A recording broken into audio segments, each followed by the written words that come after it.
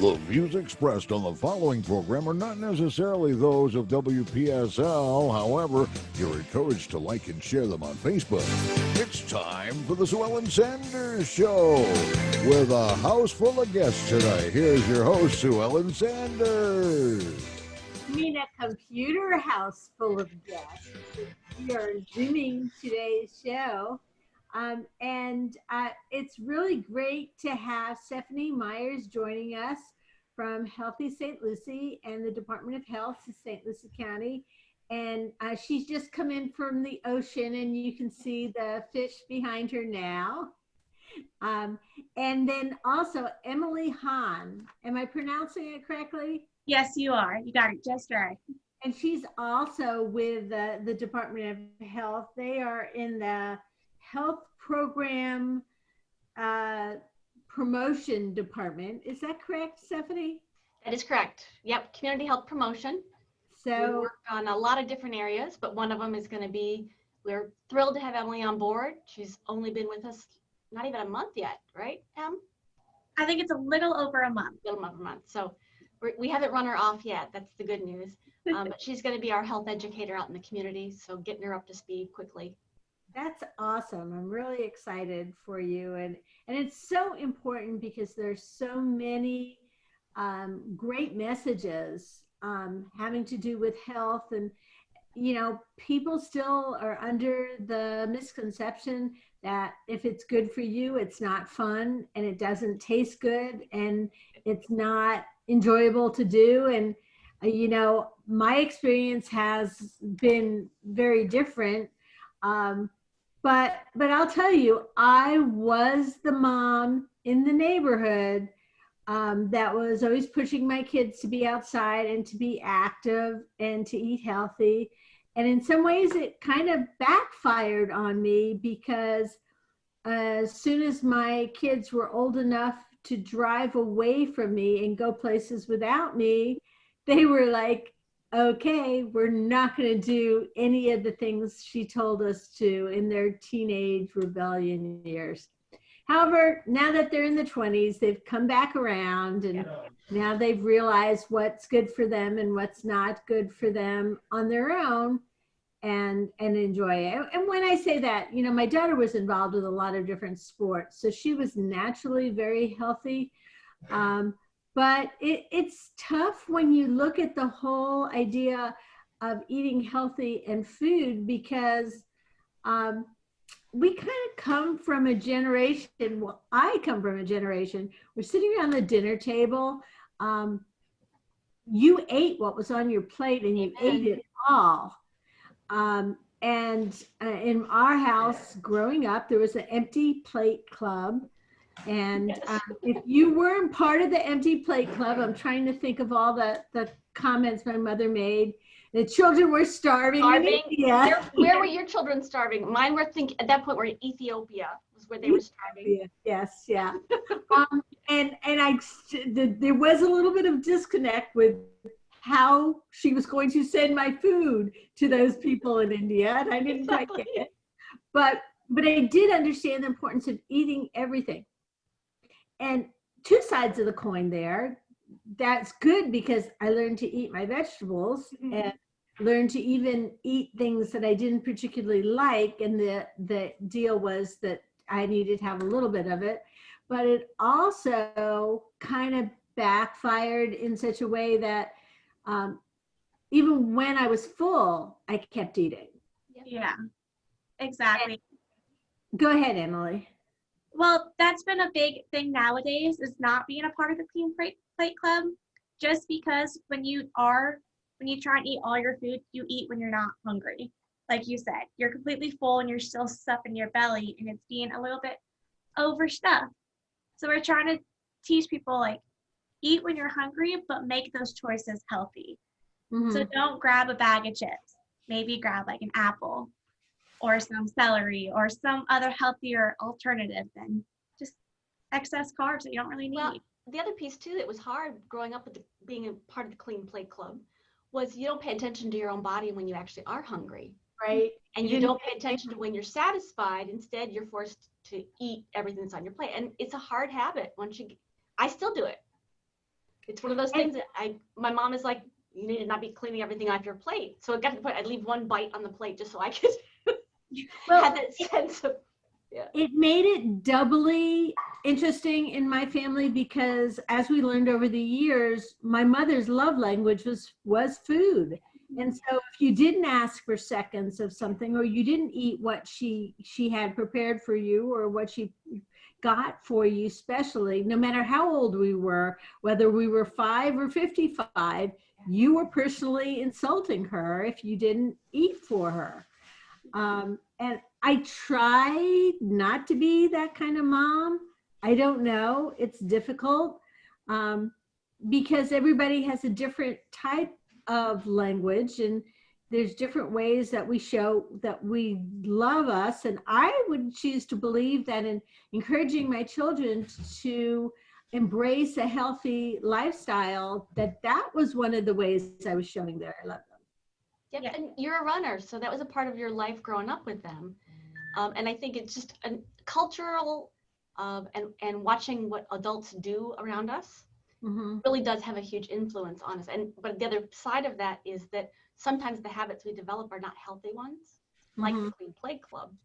And Emily's going to be going into places where she doesn't know what kind of culture she's going to walk into and what the norms are going to be for those people. Right. And how do you approach that, and how do you work at helping to change what is healthier so that you're making healthier choices? So. And how much does it stink that when you go into a fast food restaurant, if you choose a healthy choice, it generally costs more, sometimes as much as twice as much. Yeah, it does. That's why it's hard to get healthy options at a fast food joint. But if you think about it, you go into a fast food place and you'll get a burger and a meal that's like $5. That's going to be feeding you. Say you have a family of 5. That's $5 meals that you're spending. So that's $20 right there. But if you go into the grocery store and get like a pack of chicken breasts and some vegetables, you'll be spending less than $20. And that meal can feed your entire family for possibly 2 or 3 days. It's true. It's very true. So it's just taking things into consideration. It's really, really easy to eat out of convenience. The other thing that we've seen in our immediate present is we've seen all sorts of kitchen appliances that help us to eat healthier, like the air fryer, or like a rice cooker, or the instant pot, which is like a pressure cooker. Yeah. And all of those things give us an opportunity to eat healthier, even if we still don't want to spend a lot of time preparing our food. Yeah. And I have to say, I bought an air fryer probably a couple months ago, and it's been life-changing. Oh, well, please give me lessons, because I have bought one and I have not done anything with it. I bought a bag of frozen shrimp the other day because I saw a recipe that was really easy, just to put frozen shrimp in there and air fry it. It would come out like fried shrimp. But I haven't done anything. But it's supposed to also toast, and it does a terrible job toasting. So I sure hope it does a better job with the air fryer. The next question is that operator error? That's always my problem. Because I don't know how to operate it, therefore. Well, and that's one of the reasons that I have both of you ladies, Stephanie and Emily, on the radio show today, is because there's a lot of things that we don't automatically know, and there's easy ways to find out, even without admitting that we don't know. And one of the ways is through this really great series of webinars that the health department is coordinating. And Stephanie or Emily, you want to talk a little bit about the art of healthy living? Yes, we are thrilled to have support from Primary Care Associates and Humana in putting on this series of webinars. And we cover a lot of different topics. It's essentially happening twice a month between now and the end of the year. So far we've done Is Your Plate Heart Healthy? We've looked at boosting your mood with food and fitness. Simple steps to prevent falls was our last one. And I have a flyer that I'm happy to get to you guys to be able to distribute. But if people follow us at Healthy St. Lucie on Facebook, or even on LinkedIn and Twitter, they can see those posts because we're sending out reminders constantly of when these are going to be scheduled. You can follow. So that's really one of the first steps you can take is to follow Healthy St. Lucie on Facebook, like you on Facebook. And Healthy St. Lucie is part of the Department of Health. It's a division. It's actually a nonprofit collaborative. Okay. We help keep it organized and moving forward, but it's actually a county-wide, community-wide group of partners who are working to improve health in the community. So that's sort of the nonprofit arm of what we're doing, and the health department just happens to be a participating member in there. And actually, Healthy St. Lucie, as you said, you have health partners, and there's a lot of different organizations that used to come around a table. Now we gather around. Now we do it virtually. Yeah. Yeah, and come up with ideas or launch plans to educate different types of groups about eating healthy. So anyhow, the art of healthy living, our plan was like, maybe 3 weeks ago we had you booked on the radio? Yes. And then I got sick, and so we had to delay the radio show, and I'm so glad to have you back here. And I'm so sorry that we missed those first couple of the webinars to be able to promote, but lucky. We've got 2 a month, actually 3 in October through the end of the year. So we got lots of opportunities out there for these. Our next one is going to be October 1st. Okay, and that one's going to be organic foods to buy or not to buy. Oh, that's really good, because I'm the sucker who used to think that if it said organic on it, it automatically tasted better. And even if and in some cases it may cost a lot more, or in some cases it doesn't cost any more at all. So it's kind of like, it's kind of informational in that, you're gathering knowledge for when you're shopping at a produce stand or in the grocery store. Well, the joy with this is that these curriculums come from Humana, and they call them programs in a box. So it allows them to come on and we can share the information, but fortunately we don't have to be experts in it. They've got people who have that knowledge and have those resources, so they're sharing their expertise. So every time I go on one of these calls, even with all the things that I know, I learn something new, and find it really helpful. So we're really hoping to get people more involved and get more people listening to this, so that sort of that domino effect. We learn something new, we share it with somebody else, and it continues to ripple out from that. So if you don't listen to it on the day that it's presented, is there a way to go back and look at past shows? It's funny that you say that, because Emily has now been charged to remind me to hit the record button next webinars. We have, okay, a clip you're going to be on, you're going to say, Steph, don't forget, right? Yes. We actually have the PowerPoints for the ones that we've done so far, and I did finally get permission that we can record them. So hopefully I'm going to put a big sign on my screen that says, don't forget to press record, and we will be able to have those posted on the Healthy St. Lucie YouTube page. That's awesome. But if there's ones that we've missed, I do have the PowerPoints and can share that information with people. So you get the information only without the bells and whistles. Right, yes. Exciting presenting. So that's the October 1st event, and that's really just in time.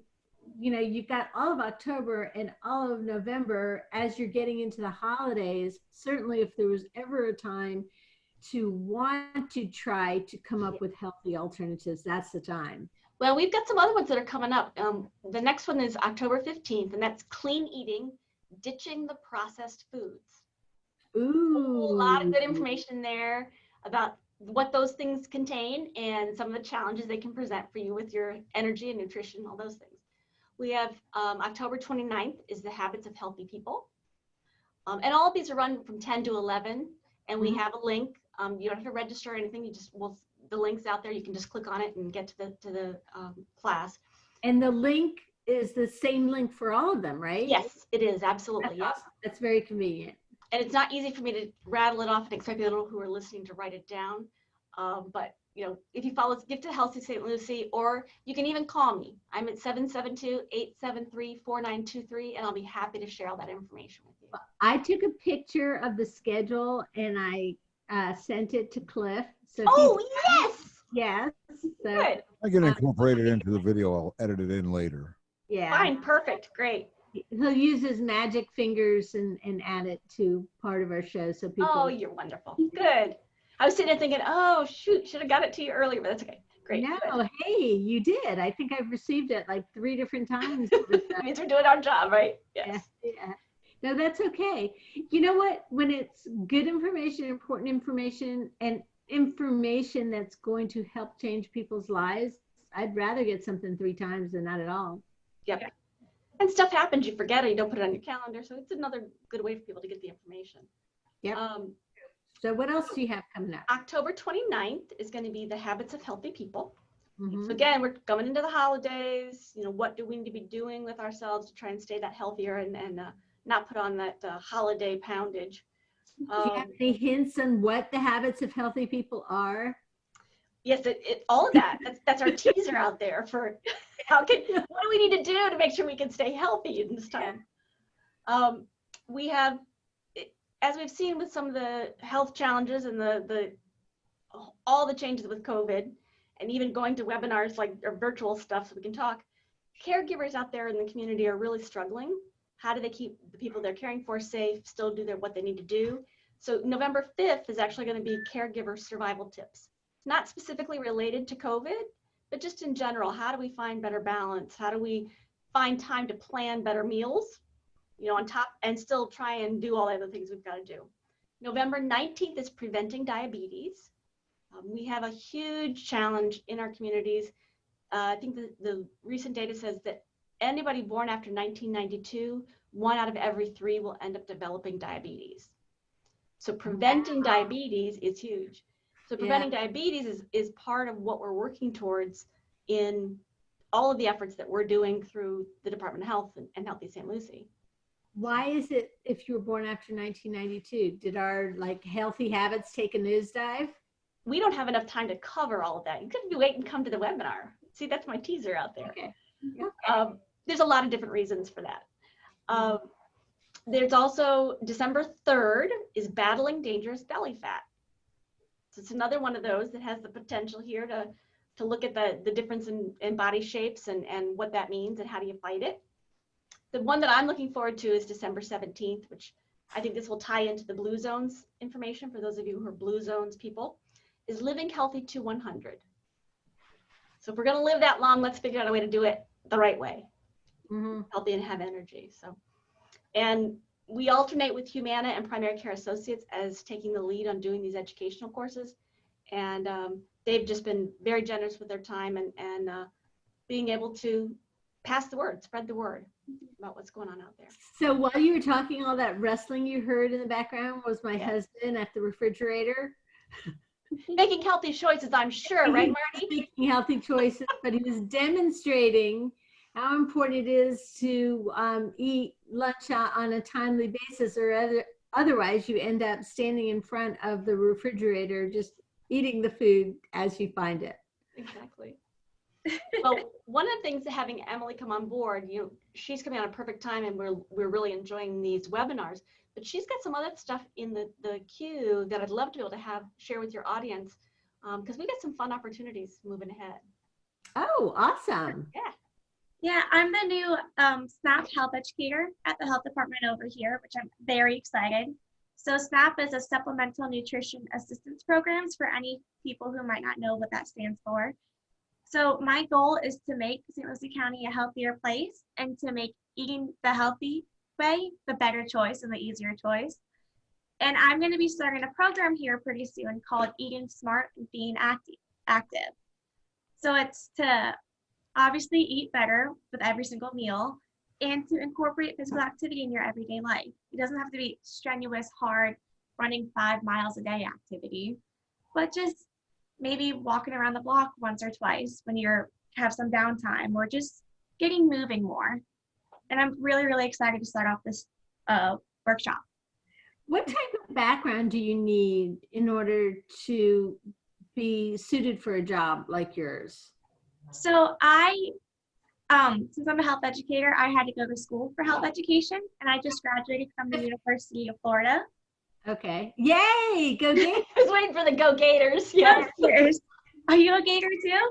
I am. Ooh, look at us go. Journalism. Cliff, you and I can just shake our heads here, you know. Sorry. Good thing we're not in the Ocala market up near Gainesville. There you But go. there are no gators on the Treasure Coast where, we make a lot of noise. So, Yes. so there was a health education program specific to health education. Yeah, it's a fairly new major. This whole career path came about maybe about 40 years ago. So we're still trying to get more people aware of this, I don't want to say major. The degree and the opportunity and Yes. and the diverse opportunities that are out there for somebody who becomes a health educator. Yes, it's very rewarding as well. Do you think that before 40 years ago that people just naturally ate healthier, or do you think that that was a time period where somebody went, oh, people need to be educated about health? Was the need not there, or were the people not there? The need was there, but it wasn't really recorded. There were people who were trying to teach this thing, but they didn't have a specific title. And the methods that people used were all over the place. So 40 years ago was when it really all came together and they created this topic, this profession. And we have different steps and different theories and different ways to make a successful change in someone's life. I think the other piece too is challenging is that there's a lot of changing information out there. Yeah. So having somebody who's on top of that, who knows where's the correct sources for what's being shared is an important piece. And I think that probably took a lead role in being able to say, let's look for somebody who we can dedicate to this process because they're going to be better at it than somebody who isn't. That is so very true, because with the whole COVID-19 issue, one of the problems is there's so many different messages out there, and some of them can be confusing, and then the same organizations messaging might change from day to day or week to week. And because the data changes, yeah. Right. Well, because it's new. Yeah. and different, and we're discovering what works and doesn't work. Right. But here is the whole idea of healthy eating and promoting an active lifestyle. And you already have experts on board who know all the answers to all the questions that might be asked, or at least most of them. Or know where to find the right information if they don't know. Exactly. Yes. And so you can, we know that if you're communicating that information, you're the person to go to. You're the person who has the answers. So and to me, on the other side of it, that's a relief to know that there's somebody I can go to that has the answers. I like to know who knows the answers. Well, I'm happy to help always. One of the things too that we've discovered is that, with the whole COVID situation, doing in face-to-face meetings, we've had the kibosh on that. That's how we ended up here today. So we've actually just got permission to do some virtual classes as well, which will allow us to serve a lot of different people. But we still want to try and get out there and social distance and be able to wear masks and still teach people hands-on, because food demonstrations aren't the same if you can't get to taste what's being made and you don't get to watch or practice what you're doing. So we'll have both of those opportunities available. Okay. And of course, you can plan ahead for a future time where things will be more centric to being out with a live audience and being able to deal one-on-one with people or with groups. So as a health educator right now, your hands are a little bit tied about going out in the community, but you can still plan ahead for how you're going to communicate through your virtual type of education, and also through promoting things like the Art of Healthy Living webinars. And then you can also figure out how you can get out and get information in front of small groups of people. Right. Yeah, that's going to be not so much of a challenge, but a little setback for me because this is my first year doing all this in person. I interned for the FNP Family Nutrition Program with the University of Florida last semester, and all they did was in-person workshops. So I'm really used to that. I'm really comfortable with that. It's going to be a whole new world doing all these things virtually. The good news, Em, is that you're not alone in that. I mean, I know. everybody's been doing that. So it's everybody's going to feel a little awkward as we try and get into these modes. And how do you keep people engaged if you're not standing in front of them and they're smelling the smells and not just seeing you do something, getting them engrossed in it so they know what they're dealing with, and how do you know when a vegetable or fruit is ripe enough to be able to use. And so we'll figure those pieces out. We like to think of it as a challenge. Opportunity. It's an opportunity. Opportunity to evolve and become better than we were before. And then when we're able to go back out into the community and directly have person-to-person outreach, we'll have some other virtual options that will be part of our workshop, part of our, what's the expression, Stephanie? It's part of our repertoire. Toolbox. Yes. Thank you. Well, and I think too, we're going to be able to access people who may not normally be able to, if they don't have transportation, who aren't able to participate in a face-to-face. It allows us to pull in some other, so it's another, a good tool for our toolbox. I like that. For our toolbox, yes. Yeah. So what are some of the ways that you're going to reach people now? He's bringing me a piece of celery for you. See, good. Trying to prove that he's eating healthy. I love Good that. job, Marty. I love it. He's like, yeah. Well, we actually are going to be doing some outreaches, yes. And you know what? I bet Emily can teach you a way to do healthy stuff with that celery. So it's not just chewing on a piece of celery. There's some really creative things you can do with celery. Anyway. Yeah.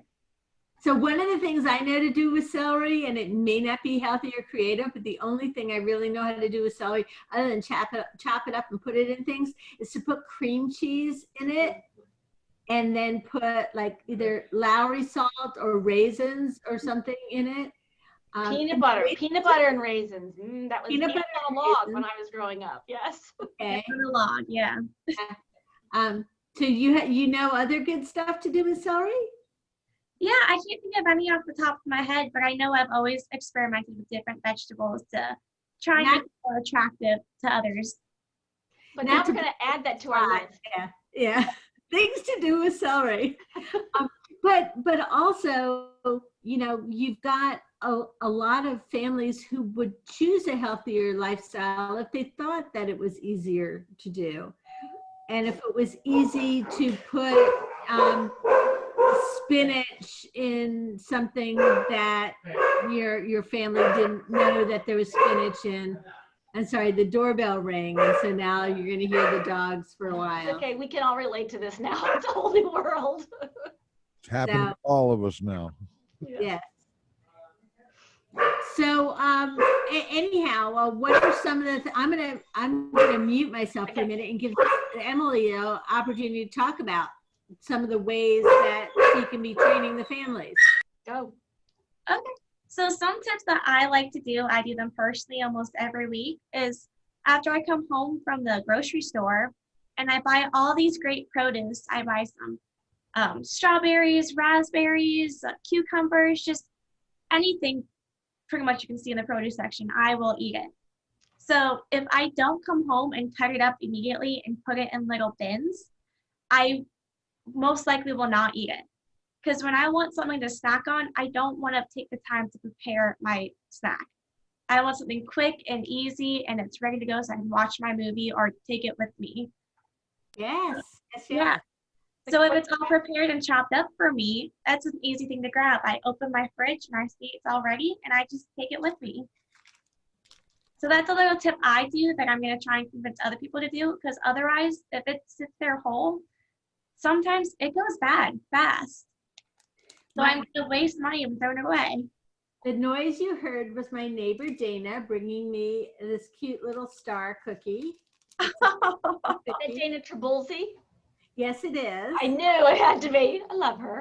I don't know if she was, though she couldn't be listening to the show because it's being recorded. Yep. She didn't know we were doing a show about healthy eating and that my prop was the celery, but she brought me a cookie that's a star because she is a shining star. Yeah. So this is where we get to say, and we're going to be making sure that we get things posted on allthingstreasurecoast.com. So please, if you have an opportunity to check out that, we will make sure that we get our links up there for the Healthy St. Lucie or the Healthy Living webinars, those kinds of things too. Yeah. You know, also, I have a booth at Treasure Coast Business Summit that's coming up on October 15th. And if you have any material that you want to have out at my booth, if you all don't have one of your own, because, you know, I know Dana personally, so I was able to work my way into a booth. And the business summit is a business to business summit, you know, basically. So that's one of the whole areas that you could reach out to is how many times do we have a situation where maybe in our company they bring in something that is like a big luncheon or something like that, or do snacks, or do like back when we were having our all team meetings in person, we would do a potluck and bring in different things. And I swear I probably ate 5,000 calories in one sitting easily. Because well, you just did a great segue, because a lot of what we're talking about with health promotion is exactly those pieces. We're actually I'll be at the business summit, but I will be wearing my tobacco hat. Oh, okay. Your tobacco-free hat. My tobacco-free hat. And also then, you know, one of the components with that is work sites. And how do we help employers not just support their employees with quitting, but how do we set up healthier work sites? How do we talk about what foods come in for healthy meetings?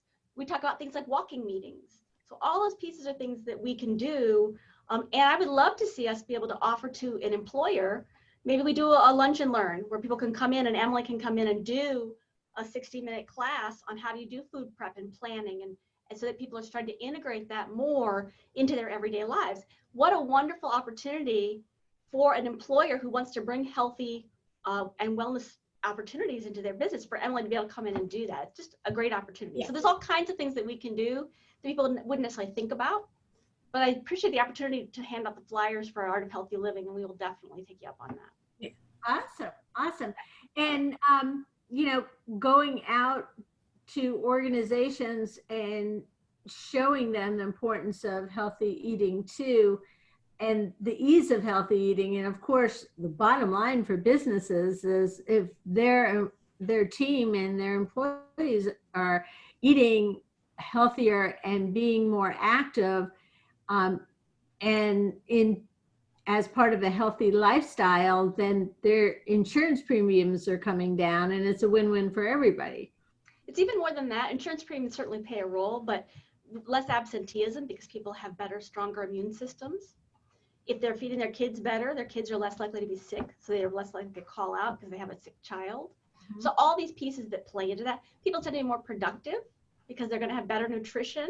They may have more energy because they're doing more with physical activity, just all kinds of pieces. So it can have a huge impact on a business. Cliff, how much more time do we have? It's hard to tell when we're Zooming. Well, we're just under 20 minutes now.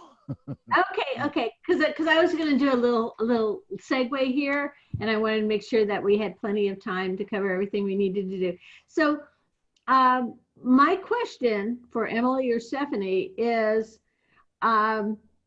if you take vitamins or supplements and you have them as gummies, is that as healthy as if you were just popping the pills that you're supposed to be doing?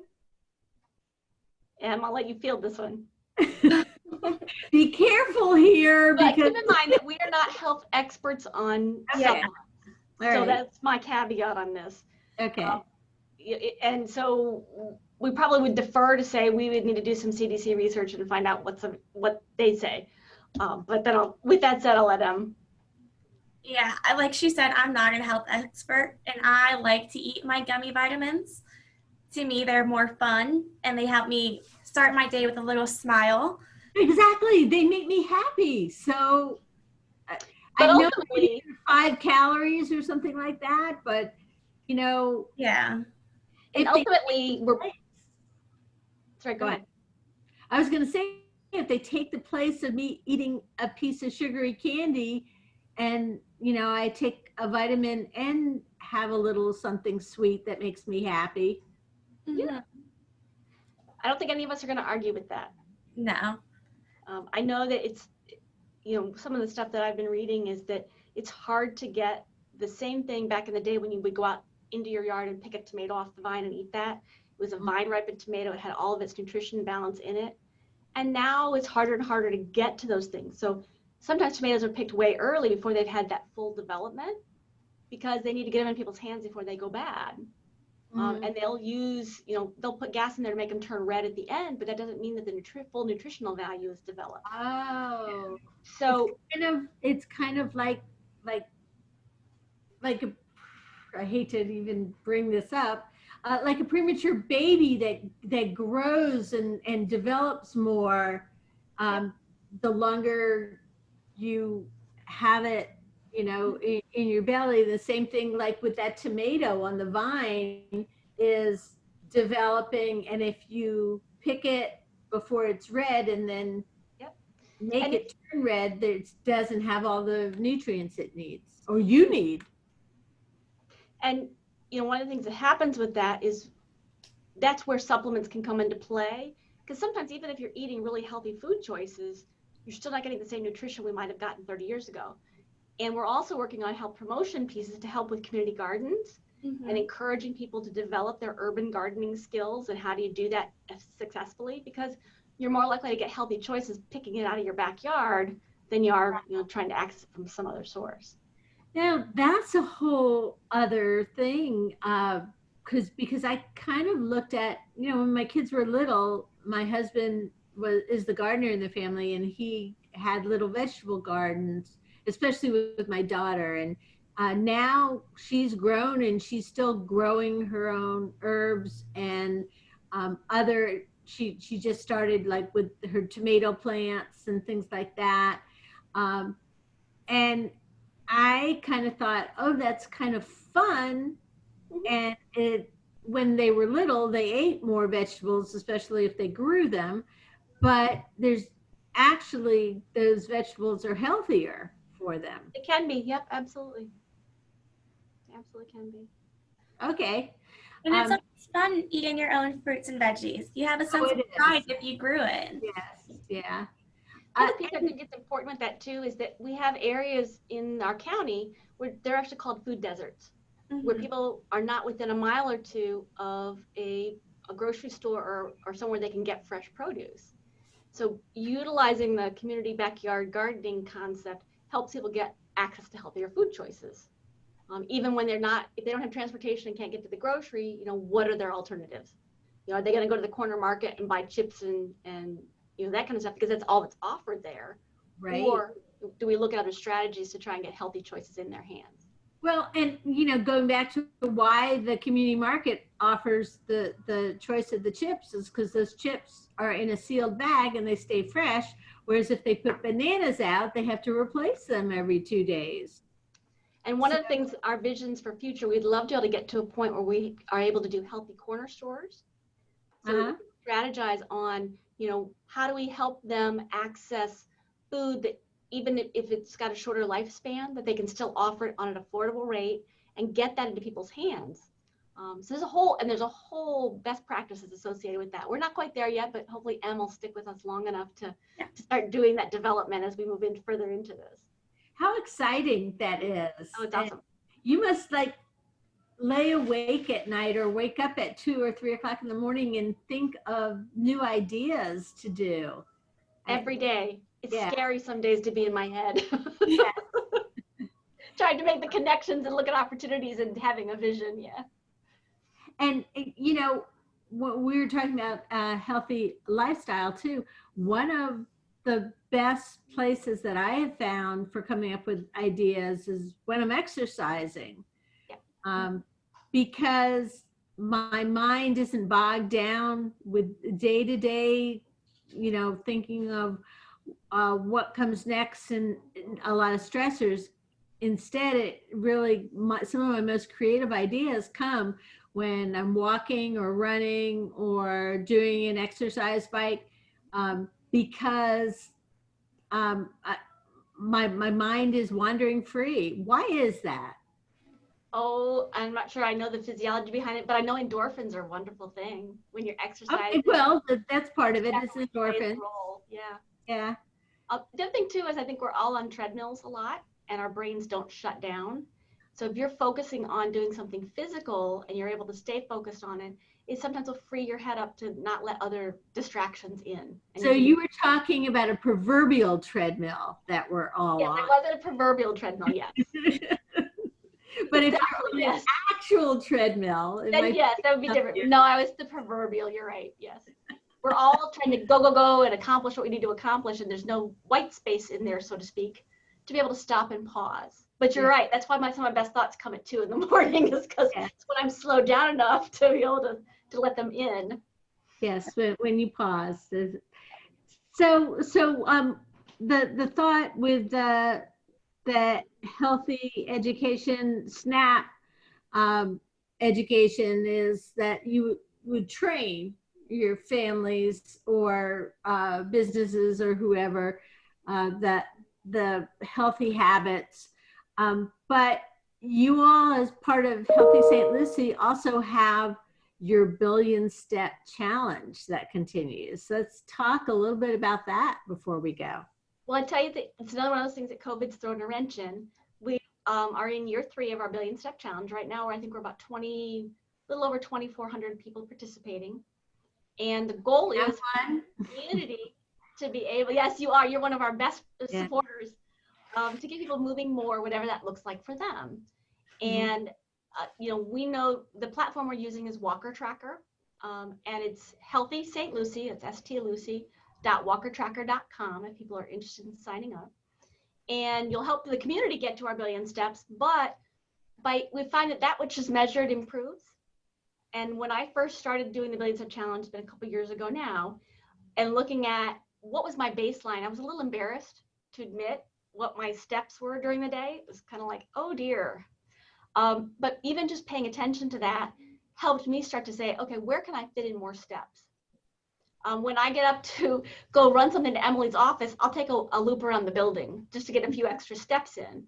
Or if I'm bending down to pick something off the floor, I will do it as a deep knee bend and maybe do it a couple times so I'm getting those extra movements in. So just paying attention to it. And that's one thing that this does, is it works with whatever device you have, but doesn't take a device. Somebody was talking about how they were doing weightlifting the other night. It's hard to track that with your Fitbit, right? Right. But the Walker Tracker app has a way that you can go in and enter that activity and how long you did it, and it will transfer it into steps for you. So it was really important for the advisory board when we first started this to have that capability, because not everybody has a device.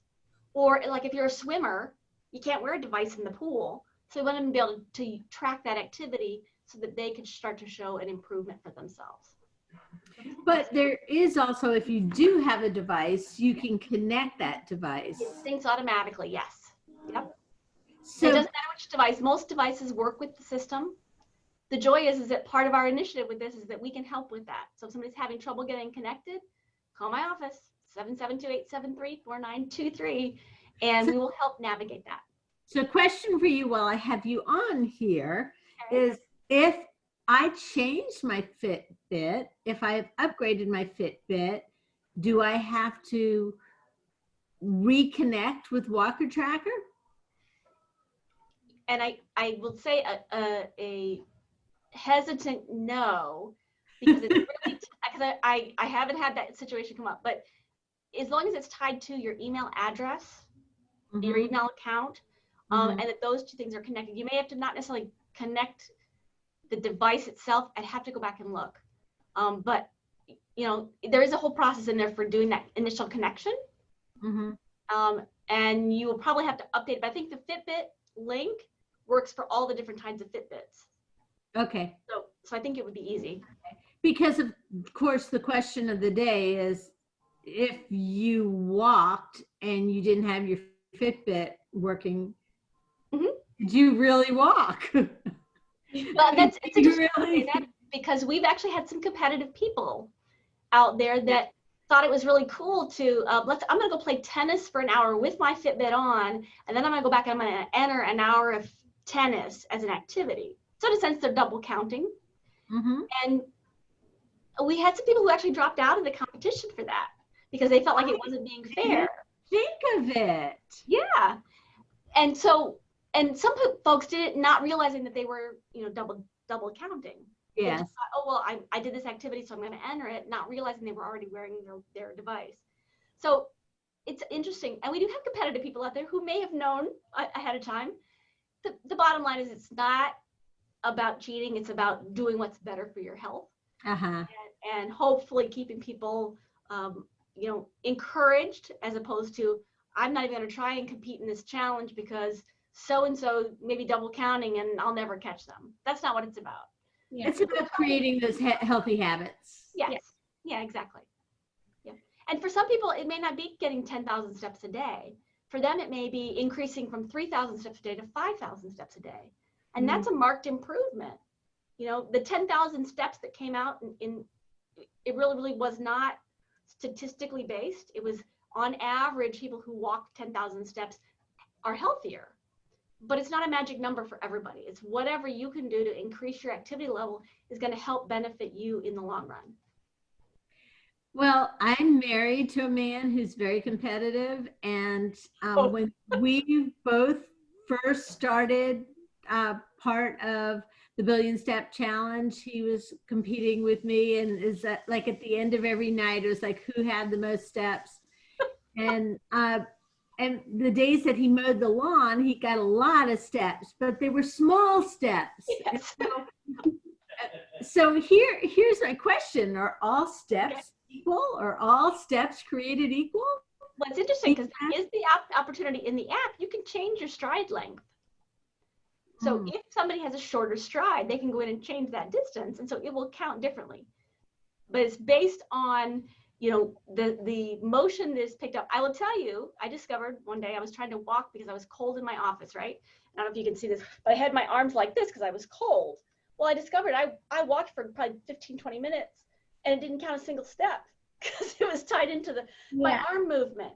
Oh my goodness. On what device you have. Yes. I'm sometimes better off carrying my phone in my pocket than wearing my device. Like, I will tell you, Mom and I went shopping, and my mom actually uses a wheelchair when we have to go out because her mobility and her balance are off. And we did probably 2 hours of walking around the mall and just doing some stuff there. Not a one of them counted because I had a grip on the wheelchair. And so my arm motion didn't get captured. Wow. So it matters and it doesn't matter. I got the steps in. I knew I was going to be healthier. Did they count on my Fitbit? You know, but it's all in perspective. Yes. I will admit that in those early days, there's times where I'm getting ready for bed and I find myself pacing back and forth in front of the bedroom just to get those extra steps. If it gets you moving more, by all means, you know. It's kind of sad. It is. No, because if you think about it, if that's what motivates you to get more activity in, then let's utilize that. That's fabulous. There's some people out there who aren't doing that. You know, somebody had a project here and their goal was to hit 100 of whatever this thing was, right? And got to the end of the day and they had 99. And Jen and I looked at them and went, really? You could have made one more of those. You know, it's just different for everybody. No, I wouldn't have been able to stand for that. I agree. Yes, we're overachievers, Sue Ellen. That's one of our challenges. We'd be doing 101 just to say we beat it, you know? Exactly. I would, and when I do the exercise bike, I never just like, if I set my goal for, 15 minutes, I've got to do, or 15 miles, I've got to do just over, just to prove to myself that I could go on if I wanted to. And what a wonderful motivator for you. Not everybody's like that. So our goal when we're doing health promotion stuff is to figure out what is the thing that will help them be more motivated. How does that work? I still remember one of the calls earlier on, I had a gal who had signed up at one of our events to participate, but then she wasn't showing any steps. It's back when I still had time to be able to do the follow-up. And was talking to her, and she said, well, I had to have knee surgery, and so I haven't been walking as much. And I said, well, tell you what, let's start simple. I said, she was actually driving her car down the driveway to get her mail out of the mailbox. And because she was concerned about, it was too exhausting or whatever. And I said, well, tell you what, why don't you make your goal just walking down to the mailbox to get your mail instead of driving the car down? And I talked to her a couple weeks later, and she said, oh my God, that little bit, I have more energy than I did before. Wow. So some of that's probably healing, but some of it was just getting out there and doing it so that, she was fitting it in a little bit. And sometimes it may only have been, she was only getting in 1,000 steps. But those little increments started to make a difference for her in being able to increase her energy. And those are the stories I love to tell. Yeah. That shows that little bit can help be a life-changing change for you. And that's the thing is it is a step-by-step process, no matter what you're doing, whether you're healthy eating or trying to build exercise into your lifestyle, or you're trying to make healthier choices in general about what you do. It's all, if you just, there was a series of books that was out when my kids were younger that was called Eat This, Not That. Do you remember those? Yep. And so they were all of, it would take a specific thing like French fries, and at a certain place and say, here are the other things that you could have instead.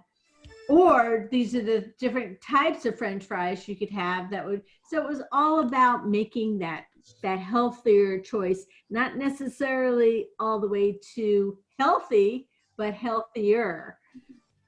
So and it's funny because sometimes you don't realize my dad's diabetic. And so since we've combined households doing food prep, I've been trying really hard to do some things differently. So instead of doing spaghetti with pasta, we do spaghetti with spaghetti squash. He loves it, and it's a way for us to get him out of the complex carbs, be able to add some additional nutrition in, and he never would have thought of doing that. It's simple changes. Go ahead, Em. I was just agreeing with what you were saying. It's just simple choices in there. And making I think the big message we're getting is that making the healthier choice the easy choice is the whole idea. Exactly. And you've been listening to the Sue Ellen Sanders Show. We're all going to be making healthier choices this week. Stephanie Myers and Emily Hahn from Healthy St. Lucie and the Department of Health for St. Lucie County have been my guests.